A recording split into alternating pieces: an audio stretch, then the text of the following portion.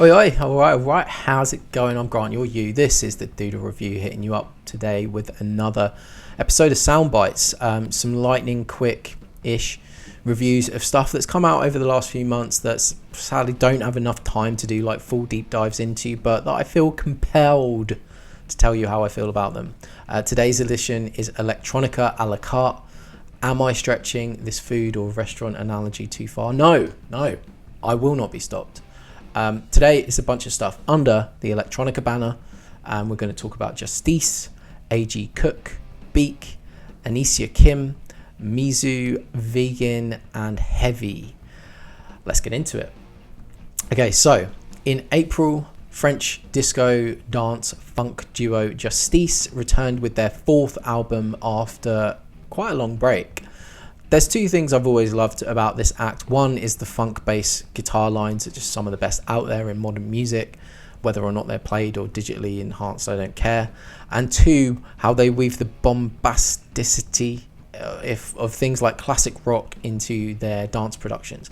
Me and my mates went through a phase a few years ago of constantly watching the girl skate video Pretty Sweet, and during the Sean Malto section, the song New Lands off Audio Video Disco plays, and I had that tune on repeat all the time after that, and that's a prime example of exactly that thing. It has this almost guitar-like electric piano that gives you the feel, that exhilaration of a classic rock banger, but it's packaged in the high gloss of a dance production. On that basis, I did check out the next proper album they did put out, which was Woman, but honestly, I remember almost nothing about it. Nothing really stuck. A couple of years ago, I then checked out the solo album from one half of the group, Escapades by Gaspard Auge, and that one landed much better. I think it was way more interesting. The record provided the tight electronic funk Justice are known for, with those crazy synths that are so metallic you can almost taste them on your tongue. But instead of winding these riffs into a coiled spring, they're fanned out into these kind of majestic classical leaning pieces, very much in the Jean-Michel Jarre realm. On Hyperdrama, the group have pulled in some collaborators to freshen things up, and I think it pays off quite well. We get two Kevin Parker, aka Tame Impala collaborations, because God knows that guy at the moment is trying to do anything other than make a new fucking record of his own. The record opens with the first of these, Never Ender, and you're like, oh yeah, this collaboration just makes sense. Parker's voice works so well up against the tight vacuum sealed drums, both filtered and muffled, and wide and double tracked. It has a great earworm melody too. The next one is a little darker, a little harder. It's called One Night All Night, but it has an even catchier hook, and the combo with these edgy kind of synths to that one work really well. Throughout the record, they jump from these catchy funk disco cuts to darker electronic soundscapes, which could come across as inconsistent. The leap, from pleasant Tame Impala Never Ender to the intensity of Generator is a bit of a head spinner, but the emphasis on groove is such that it kind of works throughout. Justice is a trademark throughout their career is their use of side chaining instruments to the drums, so the musical aspects kind of get sucked into the beat. The synths will duck under the kick for a brief moment, and it really emphasizes the groove. It's a really cool technique, but I will say occasionally on this record I found it a little extreme, a little jarring, like that Code Orange record from a couple of years ago where they cut out the guitars so aggressively to silence that it almost became abrasive as distortion. It had that kind of effect, but it is their thing, so whatever. My favourite track is the Thundercat Miguel featuring Saturnine, which has a really fun needle-like guitar riff as its main hook, just made all the better with Miguel's buttery smooth falsetto over the top. The track's a masterclass in building the anticipation around that really simple hook, making the verses really quiet and dropping out enough so that when it slams back in, it's just a huge crowd pleaser. All in all, this album, I'm going to say it's great. Next, we're going to talk about the short, sharp record called Truest by Anicia Kim. I went into this with absolutely no knowledge. I was intrigued by the album art, saw that it was just 23 minutes long, and I was like, boom, I'm in. Let's go to it. Let's see what it's all about. What I found was really cool. Kim is both a singer and rapper who pulls in elements of breakcore, UK garage and lo-fi hip-hop into a kaleidoscope of underground sounds. Kim herself will manipulate her vocals, she'll pitch down, she'll speak, she'll sing, she'll mumble at points, but it all makes sense with the instrumental aesthetic. Occasionally things get a little too abstract for me to really lock in with, like track like Selfish Freestyle, but there's more to love than not here. My favourites are the UK garage of Test Your Patience and the low-key D&B of Pool of Life. If you like the avant-garde electronica of Lorraine James and some of the garage influences on last year's Kalela record, I recommend that you give this one a shot. It's a great from me. Moving on, and we have Britpop by A.G. Cook, an artist that has had a pretty big impact on music over the last 10 years, even if he isn't anywhere near a household name himself. Cook founded the PC Music label in 2013, a label that played a big part in driving the hyperpop genre, and sonically, which is sonically defined by its fusion of shameless bubblegum hooks with abrasive synthetic club textures and an aesthetic that embraced Y2K kind of cyber culture. The label released a ton of music, represented a number of artists and collaborated with even more. Stars like Charlie XCX, Sophie, Caroline Polachek and even Carly Rae Jepsen all have a place within the label's legacy. And using that word because this year they actually just announced that the label was going to wind down. Anyway, all the while the label itself was doing stuff, Cook was also releasing his own music, quite a stream of music as well. His first proper album was an absolutely massive release, 7G in 2020. It was 7 discs, 49 tracks long. It piqued my interest among the many hyperpop abstractions. They covered things like Blur, Smashing Pumpkins, The Strokes, and it introduced me to this really perverse mix that combines the most earnest of boy band vocals, the tackiest aspects of club music, with weirdly alt-rock sensibilities. And that sounds pretty god-awful on paper, and some would maybe say that it kind of is, but for me it has the same effect as a car crash that you can't help but watch. Cook would offer a slightly refined version of this vision on his Apple record later that year. And I honestly can't sit here and say that either of those records have stuck around in my rotation. There is just such a density of material, and while I'm intrigued by it, there's just too much to get through for me to kind of want to bang it often. Over the last few months though, I've been really taken with records that in hindsight I can kind of connect the dots to. Matt Champion's Mika's Laundry, Kevin Abstract's Blanket. Both have taken a similar approach of recontextualizing kind of 90s alternative songwriter tendencies with these odd fusions, and to my mind they create better songs, but when you consider they're all in the same conversation, you have to give it to Cook, who has consistently pushed the furthest and the earliest into these soundscapes, perhaps allowing these other artists to kind of come in and craft it a little bit more. Britpop is another dense release from Cook. It's 3 discs, which apparently represent the past, present and future. These themes manifest as basically the first set being kind of out there avant-garde hyperpop electronica tracks, including some long 10-minute pieces like Silver Thread Needle, but with some pretty hooky tracks in there as well, like Britpop and Crescent Sun. The second disc is a raw, digitally compressed lo-fi singer-songwriter collection. This is where we see the super earnest, emotional deliveries come through with guitar and vocals like Nice to Meet You and Green Man.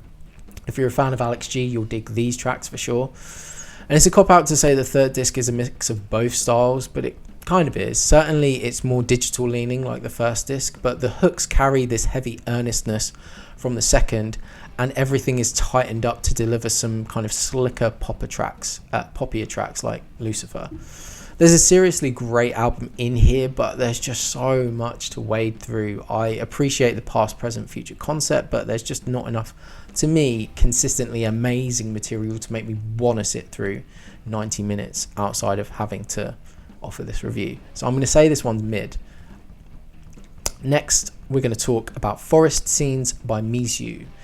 Mizu is an artist, an ambient artist who weaves her primary instrument of the cello through loops, field recordings and manipulations to paint sonic paintings that take you on a journey. In this case, kind of into a forest. As a listener, it often sounds like we're being physically led somewhere, like we're following a person. There are these central footstep sounds often placed, kind of right at the focal point, as there are on the track Pump. They really give you a sense of kind of journeying deeper into the unknown. Some of the tracks are more abstract than others. PRTHBRD is a dark and abrasive, featuring an ongoing dial tone sound and beats that give a burial feel, and Rinse is slow and sinister with gradually increasing low-level growls. Ultimately, the album would be more enjoyable to me if there were more tracks like Vegyn that parlay the tension and ambience into a bit of a groove, in this case using these plucked string high notes pinging from one stereo channel to the other in a syncopated manner. However, as an artistic expression designed to take you as a listener on a journey, you can't really deny that the whole thing isn't effective. And I think rating albums like these is such a dumb practice. I mean, rating anything it highlights the ridiculousness of applying any notion of competition to art. So I'm just going to say this is great, with a caveat that your mileage is definitely going to vary depending on your own preference for ambient and experimental music. Next, we have the album from Beak. I'm going to call it 4, as I'm assuming that's what they're kind of going for with the symbols if you look through their catalogue. Now, Beak is the musical outlet of Jeff Barrow, most known for his exceptional work in the amazing Portishead. Every album I review, even if I'm going to do a shorter write-up like this, I listen to the record 5 times all the way through as a minimum, and in that process I generally end up liking things more than I do from the first listen, and I can analyse things to find the good. The one thing I can't ignore though is through the week how excited I am to actually put the album on, or how much I'm dreading it. And I'll be honest, after the first time I listened to this record, every time thereafter I went to listen to it, it was because I had to, and it felt like a chore and it bummed me out. When I got to the end of the day and then realised I still had this in my rotation that I needed to listen to, I was just such a bummer, man. And I'm a fan of krautrock, trip hop, electronica and psychedelia, all elements that this record utilises, but fuck me if here on 4, or whatever the hell we're calling it, if this album doesn't use all those genres just to bore the absolute shit out of me. Yeah, I mean, the first track is just one of the most soul-sucking pieces of music I've heard this year. The drony vocals, I just feel the grains of sand of my life slipping away through my fingers while it plays. And look, I have a huge respect for everyone involved in bringing this project to life. Portishead is, it's an unbelievable project. And there are parts, in fairness, that I'm much more appreciative of, where the record goes into a kind of can or annoy direction. But yeah, if putting on the record is itself a bummer for me, then what other rating can I give this other than bad?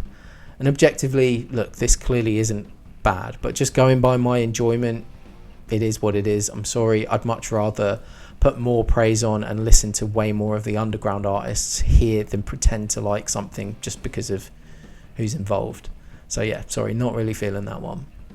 The next album we're looking at is Unleash by Heavy. Now, Heavy is the stage name of Darryl Bunch Jr., a producer and DJ from Chicago specializing in the footwork genre. And footwork is a sub-genre of dance and electronic music that started in Chicago, that's kind of predicated on a rapid 160 BPM rhythm and pulls in chopped up samples from hip-hop and house music. The rhythms of footwork are often so quick and scuttling it can be easily compared to drum and bass, but because it arrives there from like a house context, the tracks can often feel a little bit funkier and a bit lighter. On Unleash, Heavy really just uses the footwork genre as a home base though. It's kind of like a platform to then go and explore other musical areas and then return to when things maybe get a bit abstract. The album opens with a very chill introduction to the conventional high-tempo footwork sound.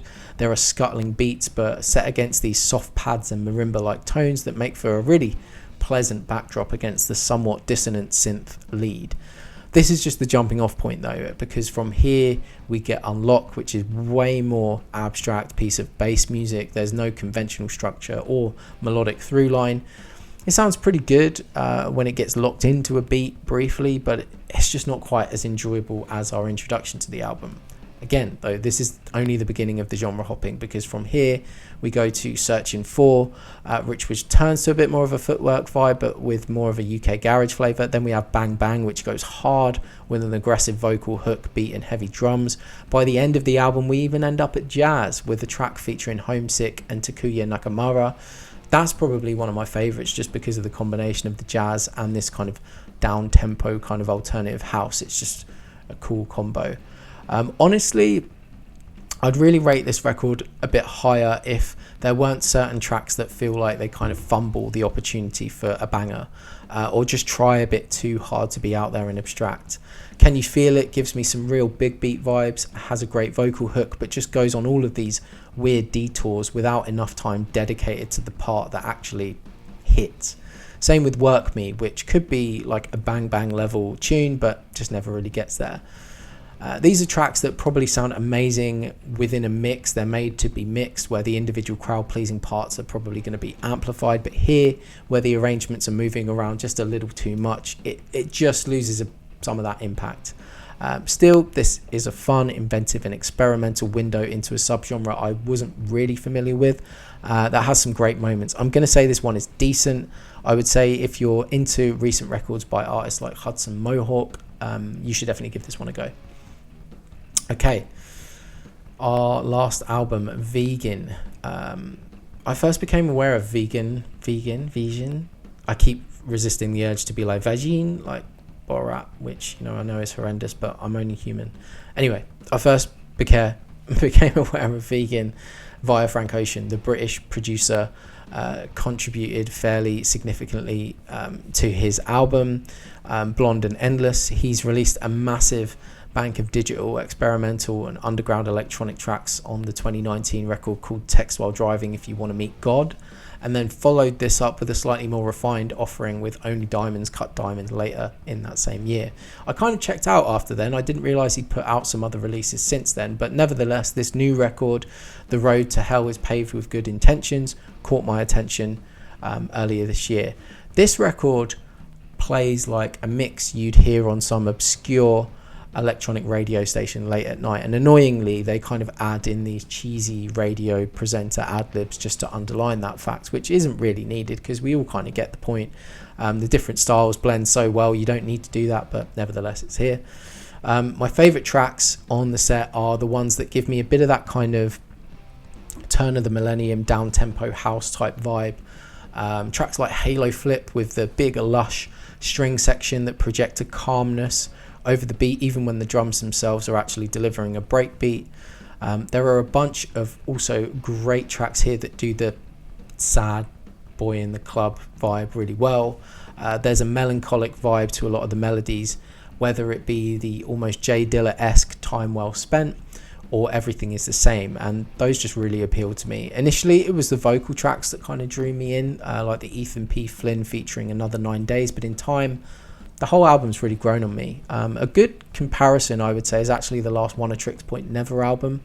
I really enjoyed the experimentations with classical music he put forward on that hypnagogic record, but more often than not, it would kind of follow those parts down some pretty abstract tangents. Here, Vegyn's managed to achieve a similar thing while making just genuinely enjoyable and more, I think, emotively resonating tracks.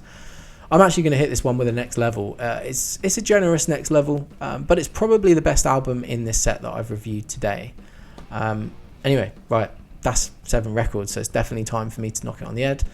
This has all just been what I think, though. If you've heard any of them, give me a shout. Let me know what you do think. If you feel it, if you fancy it, I've linked a bunch of related electronic reviews below. And if you're even thinking about checking them out, if you can be asked to do that, you may as well subscribe. Stick around, share some thoughts, show some love, or just hold some abuse in the comments. And yeah, I'll see you in the next video. Cheers, mate. Take care. Mine, how you go. Nice one. Bye.